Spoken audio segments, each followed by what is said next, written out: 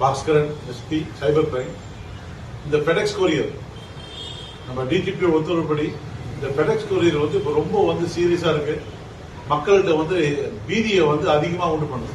அது என்னன்னா ஃபெடெக்ஸ்னு ஒரு கொரியர் சர்வீஸ், அந்த கொரியர் அது உண்மையான ஒரு கொரியர் சர்வீஸே நம்மகிட்ட இருக்குது.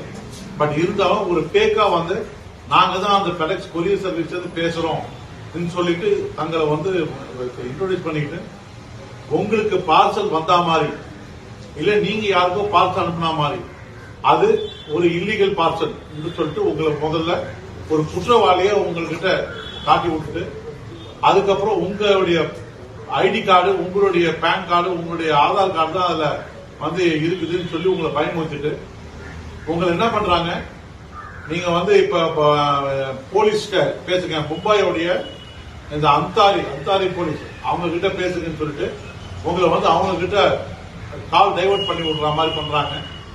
அந்த போலீஸ் என்ன பண்றாங்க, சார் நீங்க பேசுறத நான் கேள்விப்பட்டேன், நீங்க ஒன்னும் தப்பு பண்ண மாதிரி தெரியல, எதுக்கும் உங்களுடைய ஆதார் கார்டு இதெல்லாம் டீடைல்ஸ் கொடுங்கன்னு சொல்லி உங்ககிட்ட கேட்டு உங்ககிட்டயே வாங்கிக்கிறாங்க. அதுக்கப்புறம் சார் இதெல்லாம் ஒரே மாதிரி தான் இருக்குது, எனக்கு சந்தேகமா இருக்கு, நான் ஆர்பிஐ கிட்ட அனுப்புறேன் இல்ல சிபிஐ கிட்ட அனுப்புறேன் சொல்லி அங்கேயிருந்து ஒரு கால் டைவர்ட் பண்ணி அவங்கள ஸ்கைப் மூலியமா உங்களை பேச வைக்கிறாங்க. அதுக்கப்புறமா சரி இந்த குற்றத்திலிருந்து உங்களை தப்பிக்க வைக்கிறதுக்கு ஏதாவது பணம் கொடுக்குறீங்களா, ஏன்னா உங்ககிட்ட இருக்கிற அக்கௌண்ட் எல்லா பேலன்ஸ் தெரிஞ்சுக்கிறாங்க. அதை அப்படியே உங்ககிட்ட இருந்து மிரட்டி உங்களை இந்த போன் கால் வந்ததுல இருந்து பணம் அவங்களுக்கு போடுறவர்களையும் உங்களை பீதியிலேயே உட்கார வைப்பாங்க. ஸ்கைப் மூலியமா நீங்க என்ன ஆக்டிவிட்டி பண்றீங்கன்றதையும் பாத்துக்கிறாங்க.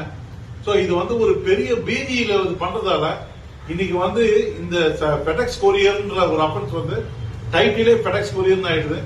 சோ ஊர்ல மக்களுக்கு பீதி இருக்குதுன்றதுனால இந்த அட்வர்டைஸ்மெண்ட்டை எங்க டிஜிபி டாக்டர் ஸ்ரீனிவாஸ் அவர்கள் உத்தரவின் பேர்ல இதை உங்களுக்கு எல்லாத்துக்கும் கவனத்துக்கு கொண்டு வரேன். இதை உங்களுக்கும் உங்களுக்கு தெரிஞ்ச உங்க சகோதர சகோதரிகள், உங்க சூழ்நிலை இருக்கிறவங்க, உங்க சமுதாயத்தில் எல்லாருக்குமே இதை சொல்லுங்க. இத மாதிரி ஃபெடெக்ஸ்னு உங்ககிட்ட கால் வந்ததுன்னா காலை கட் பண்ணிட்டு அடுத்த வேலையை பாருங்க. அதுக்கு செவி சாய்க்காதீங்கன்றதுதான் எங்களுடைய வேண்டுகோள். நன்றி, வணக்கம்.